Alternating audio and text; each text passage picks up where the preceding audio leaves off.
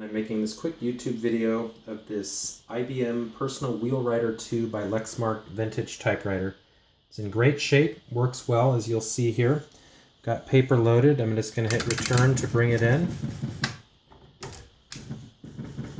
And I'll do a quick little type here.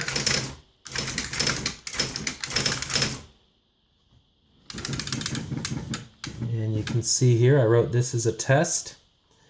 And I'm going to do this again. And now I'm going to show the correction ribbon here. We'll delete this.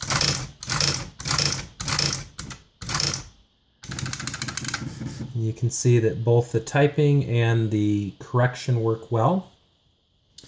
This typewriter comes with an extra cartridge and 2 eraser cartridges, so it should be ready to go. Heavy duty unit in great condition. I'll open this up real quick. And you can see it's fairly clean, a little bit of dust and soiling, but for the most part in good condition.